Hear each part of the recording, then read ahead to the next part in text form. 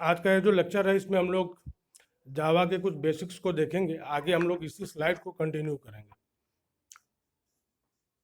देखो, अगर हम लोग लैंग्वेज की बात करें तो लैंग्वेज एक मीडियम है अपनी बात को किसी दूसरे आदमी तक पहुंचाने का।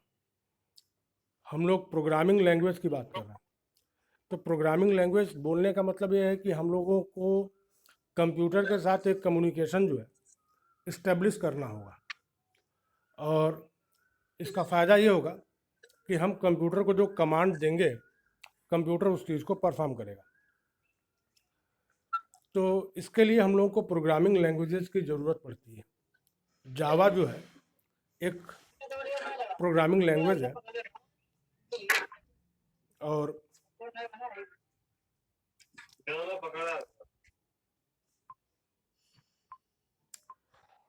जावा जो है वो एक प्रोग्रामिंग लैंग्वेज है और इसके अपने कुछ फीचर्स हैं। जो सबसे पहली बात है वो ये है कि जावा जो है प्योर ऑब्जेक्ट ओरिएंटेड लैंग्वेज है। अब तक जिनके पास सी का अनुभव रहा तो सी जो है वो प्रोसीजरल लैंग्वेज है। प्रोसीजरल बोलने का मतलब ये है कि हम लोग जो सी में प्रोग्राम लिखते हैं वो मेन मेथड से स्टार्ट होता है, मेन मेथड से, और जब मेन टर्मिनेट हो जाता है तो हमारा प्रोग्राम टर्मिनेट हो जाता है। जावा जो है ये प्योर ऑब्जेक्ट ओरिएंटेड है। प्योर ऑब्जेक्ट ओरिएंटेड बोलने का मतलब ये है कि हम लोग डेली लाइफ में जिन चीज़ों को एक्सपीरियंस करते हैं उसी कंसेप्ट को कंप्यूटिंग में इस्तेमाल करना रियल वर्ल्ड के प्रॉब्लम्स को सॉल्व करने के लिए। बुक्स में तुमको मिलेगा कि जावा ऑब्जेक्ट ओरिएंटेड है, लेकिन मैंने फोर्सफुली ये लिखा है कि जावा जो है वो प्योर ऑब्जेक्ट ओरिएंटेड लैंग्वेज है। और क्यों है हम लोग धीरे धीरे इस चीज़ को एक्सप्लोर करेंगे। दूसरी सबसे बड़ी चीज़ जो है वो ये है कि जावा प्लेटफॉर्म इंडिपेंडेंट है। जावा प्लेटफॉर्म इंडिपेंडेंट है। ये बोलने का मतलब ये है कि तुमने जावा का प्रोग्राम किसी मशीन पर बनाया, अपने कंप्यूटर पे बनाया, और उस जावा प्रोग्राम को तुम दुनिया की किसी भी मशीन के ऊपर एग्जीक्यूट करा सकते हो, बशर्ते वहाँ पे जेवीएम हो। जेवीएम क्या होता है इस चीज़ को हम लोग आगे देखेंगे। जेवीएम का मतलब होता है जावा वर्चुअल मशीन। तो जावा जो है प्लेटफॉर्म इंडिपेंडेंट है। सी और सी प्लस प्लस के साथ सबसे बड़ी दिक्कत यही है कि सी और सी प्लस प्लस जो है ये प्लेटफॉर्म इंडिपेंडेंट नहीं है। अगली चीज़ क्या है, जावा जो है वो रोबस्ट है। रोबस्ट बोलने का मतलब क्या है, अब तक तुम लोगों ने सी में जो प्रोग्राम लिखे हैं वो बहुत ज़्यादा होगा तो 500 लाइन का प्रोग्राम तुमने लिखा होगा, ठीक है। लेकिन अगर हम तुमसे कहें कि सी में जो है अगर तुम 2000 लाइन का या 10,000 लाइन का कोई कोड लिखो तो ये लिख पाना बड़ा मुश्किल होगा, क्योंकि सी जो है उसको सपोर्ट नहीं करेगी। जावा के साथ ऐसा है कि तुम कई करोड़ लाइन का भी अगर कोड लिखते हो तो जावा का जो लिंकिंग मैकेनिज्म है वो बड़ा स्ट्रांग है और ये इसको लिंक कर लेगा। सी और सी प्लस प्लस में ये लिंकिंग बार बार फेल हो जाती है और कोड हमारा डंप हो जाता है, लेकिन हमारा जावा जो है ऐसी कोई भी दिक्कत जो है हमारे सामने नहीं रखता। अगली बात है सिक्योर। देखो, सिक्योरिटी का मतलब क्या है। सिक्योरिटी का मतलब ये है कि हम लोग डायरेक्टली मेमोरी के साथ डील नहीं करते। सी और सी प्लस प्लस में एक कंसेप्ट है जिसको बोलते हैं पॉइंटर, ठीक है। पॉइंटर हमको फैसिलिटी प्रोवाइड करता है कि हम लोग मेमोरी के साथ डायरेक्टली इंटरेक्ट कर सकें, मेमोरी के साथ डायरेक्टली जो है हम लोग मैनिपुलेट कर सकें। सिक्योरिटी ब्रेक हो जाती है। पॉइंटर ही वो कंसेप्ट है जिसकी वजह से लोग सी और सी प्लस प्लस को पढ़ते हैं, और पॉइंटर ही वो कंसेप्ट है जिसकी वजह से लोग सी और सी प्लस प्लस को नहीं पढ़ते। जावा में एक्सप्लिसिट पॉइंटर्स का इस्तेमाल नहीं है। देखो, दो टर्म आते हैं, एक को बोलते हैं एक्सप्लिसिट पॉइंटर और एक को बोलते हैं इम्प्लिसिट पॉइंटर। जावा एक्सप्लिसिट पॉइंटर सपोर्ट नहीं करता, मतलब तुम मेमोरी के साथ डायरेक्ट डीलिंग नहीं कर सकते। जैसी डीलिंग जो है तुम सी और सी प्लस प्लस में कर रहे थे, वैसी डीलिंग जो है तुम जावा में नहीं कर सकते। जावा इम्प्लिसिट पॉइंटर्स को इंटरनली यूज करता है। ठीक है, हम लोग मल्टी थ्रेडेड प्रोग्रामिंग जावा में कर सकते हैं। मल्टी थ्रेडेड प्रोग्राम का क्या मतलब है? जैसे तुम अपने वेब ब्राउज़र को देखो तो तुमने एक टैब ओपन किया, वहाँ पे तुमने कोई म्यूज़िक प्ले कर दिया। किसी दूसरे टैब को तुमने ओपन किया, वहाँ पे तुम किसी फाइल को डाउनलोड कर रहे हो, और किसी तीसरे टैब को तुमने ओपन किया, वहाँ से तुम किसी को मेल भेज रहे हो। लेकिन ये जो प्रोसेस है वेब ब्राउज़र का, वो एक सिंगल प्रोसेस है, और उस सिंगल प्रोसेस में 3 इंडिपेंडेंट टास्क हो रहे हैं। पहला टास्क जो है वो क्या है? तो पहला टास्क है जहाँ पे तुम म्यूजिक सुन रहे हो, दूसरा टास्क ये है कि तुम किसी फाइल को डाउनलोड कर रहे हो, और तीसरा टास्क ये है कि तुम अपना मेल बॉक्स ओपन करके किसी को मेल भेज रहे हो। ये तीनों टास्क बेसिकली एक ही प्रोसेस से बिलोंग करते हैं, लेकिन ये तीनों टास्क आपस में किसी तरीके से एक दूसरे के ऊपर डिपेंडेंट नहीं है। ये तीनों के तीनों टास्क इंडिपेंडेंट हैं और इंडिपेंडेंटली एग्जीक्यूट हो रहा है। हम लोग मल्टी थ्रेडिंग के टर्म में अगर ये कहें कि we have created 3 threads for the process known as web browser, तो वेब ब्राउज़र में हम लोगों ने 3 प्रोसेस जो है क्रिएट किए हैं, और उन तीनों प्रोसेस को हम लोग एग्जीक्यूट करा रहे हैं। हर एक प्रोसेस एक थ्रेड को रिप्रेजेंट कर रहा है। तो मल्टी थ्रेडिंग जो है, देखो, 2 तरीके की होगी। आगे हम लोग इसको 3 तरीके का भी बोलते हैं, लेकिन तीसरा तरीका जो है वो बड़ा एडवांस है। देखो, जो 3 तरीके की बातें होती हैं मल्टी थ्रेडिंग में, वो क्या है? एक होता है मल्टीटास्किंग। ठीक है, तो ये प्रोसेस बेस्ड होता है। एक होता है थ्रेड लेवल पे और एक होता है इंस्ट्रक्शन लेवल पे। ठीक है, तो जब टास्क लेवल पे हमको मल्टी थ्रेडिंग मिलती है, तो इसको हम लोग बोलते हैं कि ये ऑपरेटिंग सिस्टम के रिस्पॉन्सिबिलिटी है। प्रोग्रामिंग लेवल पे जब मल्टी थ्रेडिंग हमको मिलेगी, तो ये प्रोग्रामर की रिस्पॉन्सिबिलिटी होगी कि अपने किसी प्रोग्राम में अगर वो मल्टी थ्रेडिंग को यूज़ करना चाहता है, तो उसको ये पता करना होगा कि हमारे प्रोग्राम में कितने इंडिपेंडेंट सब पार्ट्स बन सकते हैं। मसलन मैं एक छोटा सा एग्जांपल देता हूँ। अपने कॉलेज में मान लो एनुअल फंक्शन हो रहा है, और एनुअल फंक्शन हो रहा है तो एक कमेटी बनाई गई और कहा गया कि तुम लोग जो है इस पूरे फंक्शन को कराने के लिए जो भी ज़रूरतें हैं उनको पूरा करो। तो बहुत सारे एक्टिविटी प्लान हो गई। पहली एक्टिविटी ये प्लान हुई कि हमको स्टेज डेकोरेट करना है, इट इज़ अ टास्क। फिर दूसरा एक्टिविटी ये है कि हमको पंडाल लगाना है, it is the second task. तीसरा ये हुआ कि हम लोगों को जो है चेयर्स लगानी है, तीसरा टास्क। पानी पीने की व्यवस्था होनी चाहिए, चौथा टास्क। लंच की व्यवस्था होनी चाहिए, पांचवा टास्क। देखो, तो ये सारे टास्क एक दूसरे के ऊपर डिपेंडेंट नहीं है। हमने कहा कि इन पांचों टास्क को करने के लिए 5 अलग अलग टीमों को बना दिया जाए, और ये पांचों टीमें इंडिपेंडेंटली अपने अपने काम को करें।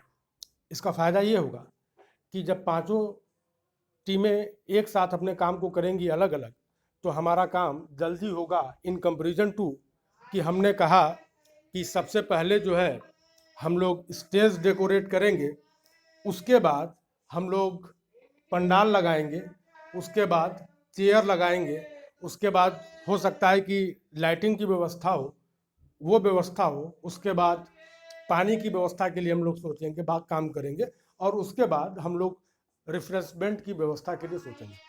तो ये जो हमारा दूसरा अप्रोच है, इस दूसरे अप्रोच में टाइम का कंजम्पशन ज़्यादा होगा। लेकिन जो अपना पहला अप्रोच था, जहाँ पे हर एक टीम इंडिविजुअली इंडिपेंडेंटली अपने अपने टास्क को एग्जीक्यूट करा रही थी, ये ज़्यादा इफिशियंट है। And this is the core benefit of multi threaded programming. तुम लोगों ने सी पढ़ा, कुछ लोग सी प्लस प्लस भी पढ़े होंगे। देखो, दो टर्म्स आते हैं, एक को हम लोग बोलते हैं कंपाइलर और एक को हम लोग बोलते हैं इंटरप्रेटर। कंपाइलर सोर्स प्रोग्राम को लेता है इनपुट की तरीके से और उसको कंपाइल करता है। तो ये जो कंपाइलेशन होता है, इस कंपाइलेशन में पूरे के पूरे सोर्स कोड को एक साथ कंपाइल किया जाता है। कंपाइलर पूरे के पूरे सोर्स कोड को इनपुट लेता है और उसको कंपाइल करता है। जब हम लोग इंटरप्रेटर की बात करते हैं तो इंटरप्रेटर यही काम करता है, लेकिन लाइन बाय लाइन करेगा। मसलन अगर मेरे सोर्स प्रोग्राम में 1000 लाइन है तो इंटरप्रेटर हर एक लाइन को अलग अलग एक एक करके इंटरप्रेट करेगा, जबकि कंपाइलर जो है वो सारे के सारे लाइन को 1000 लाइन को एक ही साथ इनपुट लेगा और उसको कंपाइल करके हमको ऑब्जेक्ट फाइल दे देगा। जावा में कंपाइलर भी इस्तेमाल होता है और जावा में इंटरप्रेटर भी इस्तेमाल होता है। जो जावा का इंटरप्रेटर है उसी को हम लोग जेवीएम बोलते हैं। जेवीएम मतलब जावा वर्चुअल मशीन। इसीलिए यहाँ पे एक हेडिंग है कि जावा जो है वो इंटरप्रेट की जाती है, ठीक है, इंटरप्रेटेड। तो Java is compiled as well as interpreted, ठीक है। तो जैसे तुम लोगों ने सी का प्रोग्राम बनाया, तो सी का प्रोग्राम जब तुम लोग कंपाइल करते हो तो तुम लोगों को एक ऑब्जेक्ट फाइल मिलती है। उस ऑब्जेक्ट फाइल को जब हम लोग लिंक कराते हैं तो हमको एक एग्जीक्यूटेबल फाइल मिलती है और वो एग्जीक्यूटेबल फाइल एग्जीक्यूट होती है और हमको आउटपुट देती है, ठीक है। अब जरा देखो कि अगर तुम ये सोच रहे हो कि किसी मशीन पे हमने सी का प्रोग्राम लिखा, वहाँ पे हमने उसको कंपाइल कराया और जो हमको ऑब्जेक्ट फाइल मिली, उस ऑब्जेक्ट फाइल को हम लोग किसी दूसरे मशीन पर लेके जाएं और वहाँ पे ले जाके इसको लिंक कराएं और हमको EXE मिल जाएगी, तो तुम्हारा ये सोचना गलत है। क्यों? क्योंकि सी और सी प्लस प्लस ये दोनों लैंग्वेजेस प्लेटफॉर्म डिपेंडेंट है। जावा के साथ क्या है कि जावा का जो सोर्स कोड है उसको जब भी हम लोग कंपाइल कराएंगे जावा का कंपाइलर इस्तेमाल करके, तो हमको एक बाइट कोड मिलेगा, बाइट कोड, ठीक है। तो जो बाइट कोड मिलेगा, बाइट कोड, ये जो बाइट कोड होता है ये प्लेटफॉर्म इंडिपेंडेंट होता है। इस बाइट कोड को हम लोग एक मशीन से दूसरे मशीन पर लेके जा सकते हैं और जिस किसी मशीन पे भी हम लोग इस बाइट कोड को लेके जाएंगे, उस मशीन पे हम लोग इस बाइट कोड को एग्जीक्यूट करा सकते हैं, बशर्ते उस मशीन पे जावा का इंटरप्रेटर हो। जावा का इंटरप्रेटर जिसको अभी थोड़ी देर पहले मैंने जेवीएम का नाम दिया, ठीक है। तो Java is compiled as well as Java is interpreted. अगली चीज़ जो है, जावा डिस्ट्रीब्यूटेड एप्लीकेशंस को सपोर्ट करता है और जावा डायनेमिक। देखो, डिस्ट्रीब्यूटेड बोलने का मतलब क्या है? डिस्ट्रीब्यूटेड बोलने का मतलब ये है कि एक कंप्यूटिंग ऐसी भी होती है जहाँ पे हम लोग किसी बड़े से प्रॉब्लम को छोटे छोटे प्रॉब्लम्स में बांट देते हैं और हर एक प्रॉब्लम को एक मशीन एलोकेट करा देते हैं। सुपर कंप्यूटर बड़े कॉस्टली हैं। हम लोग किसी बड़े से प्रॉब्लम को सॉल्व करने के लिए हम लोग सुपर कंप्यूटर अगर परचेज नहीं कर पा रहे हैं तो उसको सॉल्व करने के लिए जो दूसरा सबसे आसान तरीका है वो है डिस्ट्रीब्यूटेड कंप्यूटिंग का। डिस्ट्रीब्यूटेड कंप्यूटिंग में क्या होता है कि बहुत सारे कंप्यूटर्स होते हैं और हम हर कंप्यूटर को अपनी कंप्यूटिंग में इन्वॉल्व करते हैं। मतलब हमारे पास जो बड़ा सा टास्क है, उस बड़े से टास्क को हम लोग छोटे छोटे टास्क में कन्वर्ट करेंगे और हर एक मशीन को वो टास्क दे देंगे।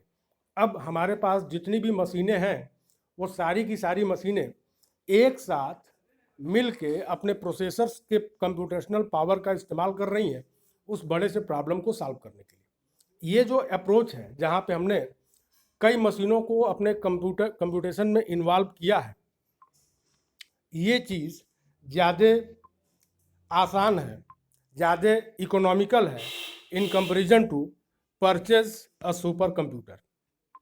ठीक है, तो इसीलिए इसको बोला गया कि ये डिस्ट्रीब्यूटेड है। अच्छा, डिस्ट्रीब्यूटेड बोलने का एक रीज़न और भी है। देखो, एक टर्म आता है जिसको हम लोग बोलते हैं प्लेटफॉर्म। जब भी हम बोलेंगे प्लेटफॉर्म, तो प्लेटफॉर्म बोलने का मतलब होता है हार्डवेयर प्लस ऑपरेटिंग सिस्टम। ठीक है, जब भी हम बोलेंगे कंप्यूटर, तो कंप्यूटर बोलने का सीधा मतलब होगा प्रोसेसर। प्रोसेसर किस फैमिली का है? मसलन हम लोग जनरली जो अपने यहाँ जो एक ट्रेंड बना हुआ है, हम लोग इंटेल के प्रोसेसर इस्तेमाल करते हैं। ठीक है, इंटेल की मशीनें हैं, लेकिन क्या इंटेल की ही मशीनें हैं? नहीं। जवाब है कि केवल इंटेल की ही मशीनें नहीं हैं। हम लोगों के पास और भी कंपनीज़ हैं जो हम लोगों को प्रोसेसर्स प्रोवाइड करती हैं, जैसे मोटोरोला हो गया, जैसे स्पार्क मशीन हो गई, जैसे अपने पास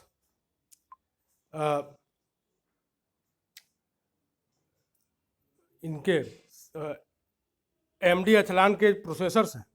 तो ये अलग अलग प्रोसेसर्स। ठीक है, तो जब भी हम बोलेंगे कंप्यूटर, तो कंप्यूटर बोलने का मेरा सीधा मतलब CPU से। ठीक है, तो कंपनी चेंज होगी तो जो अपना हार्डवेयर है उसका इंस्ट्रक्शन फॉर्मेट चेंज हो जाएगा। मसलन इस चीज़ को ऐसे समझो कि एक उत्तर प्रदेश का आदमी जिसको हिंदी लिखना पढ़ना आता है, उसने हिंदी में कुछ लिखा और एक ऐसे आदमी को दिया जिसको हिंदी नहीं आती है, उसको इंग्लिश आती है। तो इंग्लिश वाला आदमी जो है हिंदी वाले कंटेंट को रीड नहीं कर पाएगा। ठीक है, क्यों? क्योंकि इंग्लिश वाला आदमी जो है उसका कैरेक्टर सेट अलग है और हिंदी वाले का कैरेक्टर सेट जो है वो अलग है। तो कैरेक्टर सेट में जब डिफरेंसेस आ गए, इंस्ट्रक्शन फॉर्मेट में जब डिफरेंसेस आ गए, तो चीज़ें रीड नहीं हो सकती। ठीक है, डिस्ट्रीब्यूटेड कंप्यूटिंग में जो सबसे बड़ी चीज़ है वो यही है कि जो भी मशीनें हमारे कंप्यूटिंग में इन्वॉल्व हो रही हैं, हम लोग ये कभी इम्पोज नहीं कर सकते कि तुम फला कंपनी का प्रोसेसर इस्तेमाल करो और तुम फला कंपनी का ऑपरेटिंग सिस्टम इस्तेमाल करो। जब हम बोलेंगे प्लेटफॉर्म, तो प्लेटफॉर्म बोलने का सीधा मतलब होता है हार्डवेयर प्लस ऑपरेटिंग सिस्टम। इन दोनों में से कोई एक चेंज होगा तो प्लेटफॉर्म हमारा चेंज हो जाएगा। क्योंकि हम लोग नेटवर्क पे हैं, नेटवर्क पे जितनी भी मशीनें हैं, हर मशीन के जो यूजर्स हैं उनकी रिक्वायरमेंट अलग है, और रिक्वायरमेंट जैसे चेंज होगी वैसे प्लेटफॉर्म भी चेंज हो जाएगा। मसलन 5 लोगों के यहाँ कार है, 4 व्हीलर है, तो 5 लोगों ने एक ही ब्रांड की कार और एक ही मॉडल की कार नहीं लिया। जिसकी जैसी रिक्वायरमेंट है उन्होंने वैसी कार को परचेज किया। तो हम लोग ऐसा रिस्ट्रिक्शन इम्पोज नहीं कर सकते हैं कि तुमको कार खरीदना है तो तुम फला कंपनी का फला मॉडल ही खरीदो। उसी तरीके से अगर हम लोग बात कर रहे हैं कि नेटवर्क पर मशीनें हैं, तो उन मशीनों को हम लोग ये कभी भी बाध्य नहीं कर सकते कि तुमको यही प्रोसेसर यूज़ करना है और यही ऑपरेटिंग सिस्टम यूज़ करना है। यानी डिस्ट्रीब्यूटेड इन्वायरमेंट पूरी तरीके से हेट्रोजीनस होगा। तो हेट्रोजीनस जो ये टर्म है, इसको तुम लोग केमिस्ट्री में पढ़े हो और तुम लोग अब इस बात को समझ गए होगे कि मेरे हेट्रोजीनस इन्वायरमेंट बोलने का मतलब ये है कि प्लेटफॉर्म्स जो भी हैं वो अलग अलग है। तो अलग अलग प्लेटफॉर्म्स के बीच में अगर हमें कम्युनिकेशन कराना है तो Java is going to be the most suitable language. दूसरी चीज़, तुम ये चाहते हो कि तुमने कोई एक एप्लीकेशन बनाया और वो एप्लीकेशन दुनिया के तमाम लैंग्वेजेस में इम्प्लीमेंट हो जाए, तमाम लैंग्वेजेस को सपोर्ट करना शुरू करे। तो उसके लिए जावा जो है एकदम से परफेक्ट लैंग्वेज है। क्यों? क्योंकि जावा का जो कैरेक्टर सेट है वो दुनिया की जितनी भी भाषाएं हैं उन सारी भाषाओं को सपोर्ट करता है। जावा डायनेमिक है। डायनेमिक बोलने का मतलब क्या है कि जो भी फ्रेमवर्क बनेंगे, जो भी नए फ्रेमवर्क बनेंगे, उन सारे फ्रेमवर्क्स को जावा जो है सपोर्ट करती है। ठीक है, तो जैसे तुम लोगों ने नाम सुना होगा कि ये स्प्रिंग फ्रेमवर्क है, ये हाइबरनेट फ्रेमवर्क, ये एमवीसी प्लेटफॉर्म, ये स्टर्ट्स फ्रेमवर्क।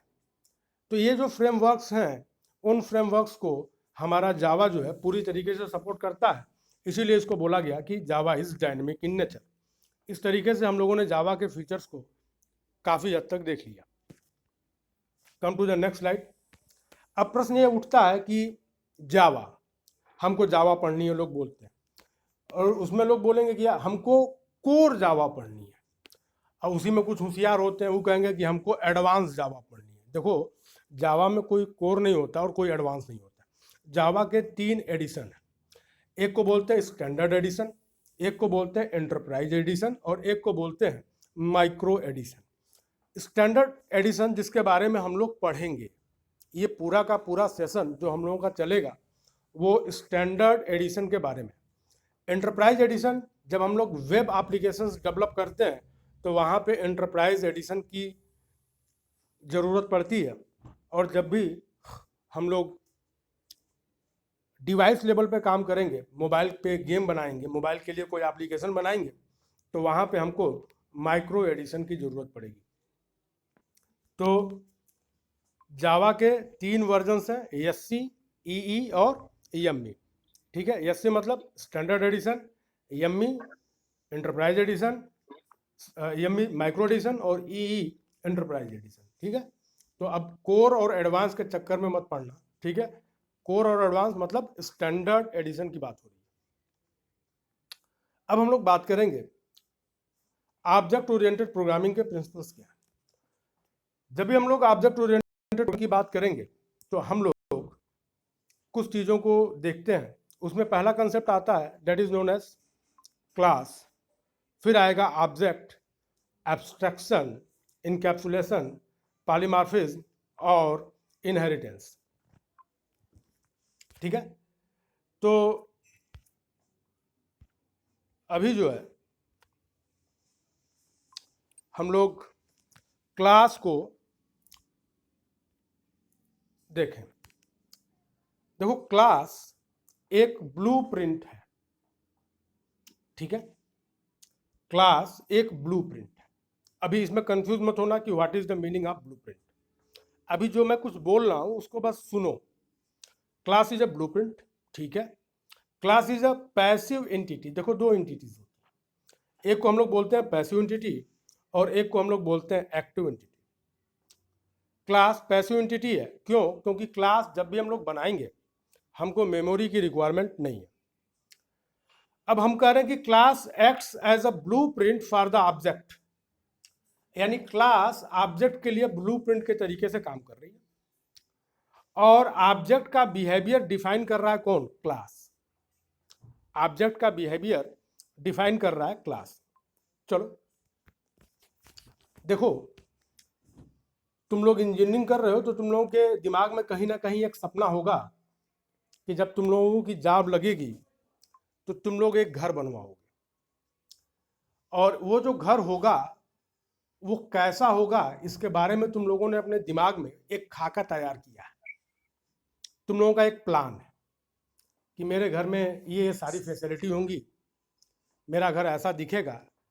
उसके अकॉर्डिंग तुम लोगों ने, हो सकता है कि स्पेयर टाइम में तुम लोगों ने वैसा कुछ नक्शा भी बना के रखा हो।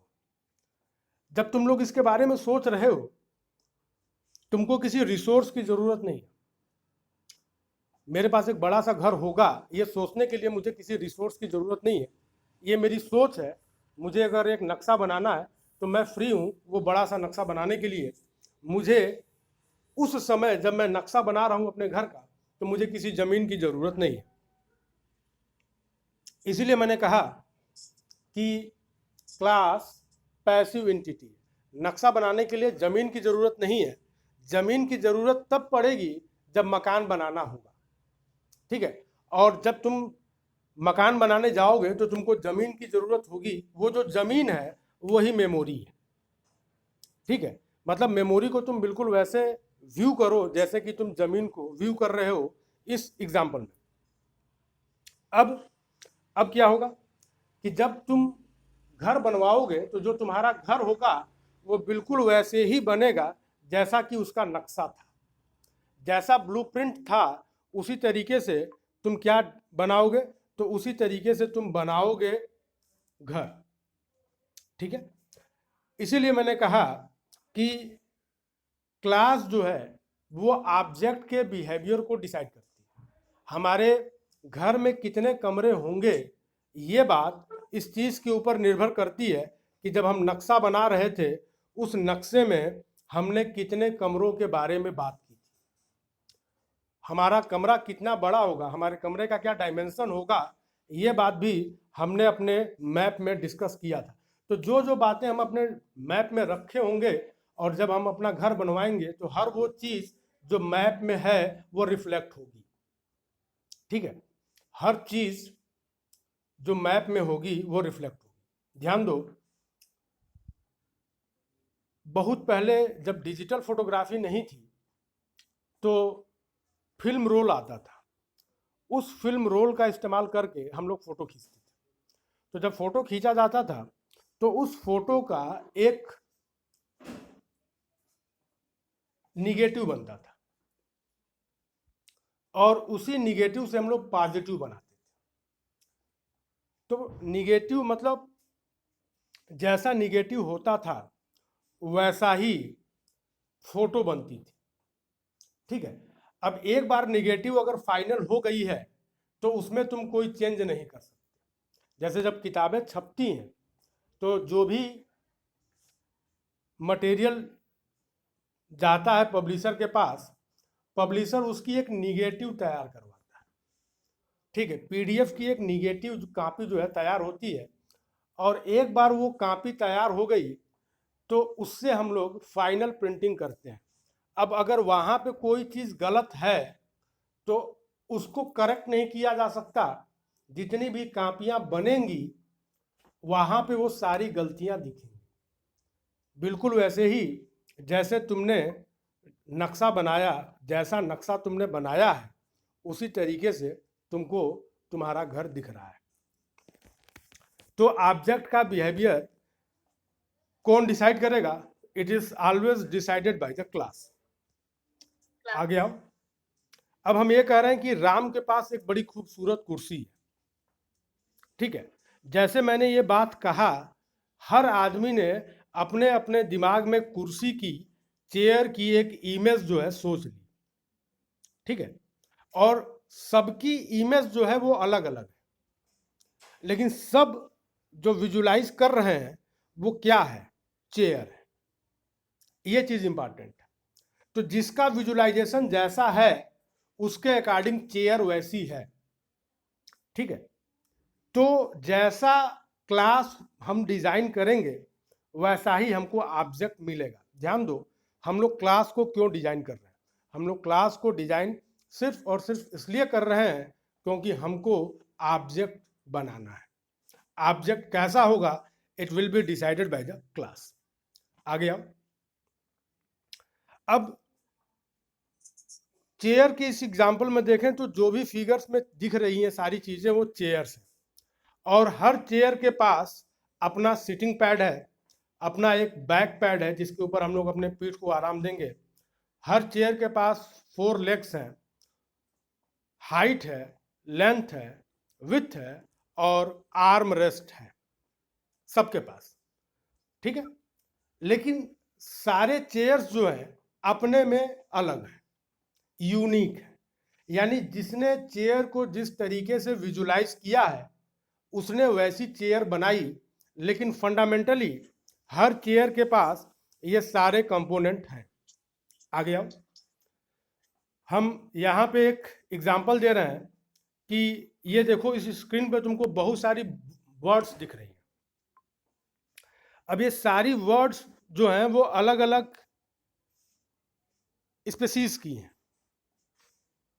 सबके कैरेक्टरिस्टिक्स अलग अलग हैं, लेकिन इतनी विभिन्नताओं के बावजूद, इतने डिफरेंसेस के बावजूद, ये सब की सब अपने में क्या है, तो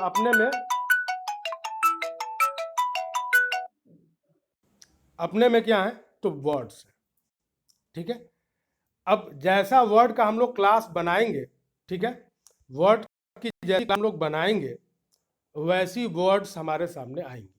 तो ऑब्जेक्ट कैसा होगा, it will be always decided by the class. ठीक है, तो अभी मैं आज के लिए इतना बंद मैं कर रहा हूँ। अभी हम लोग फिर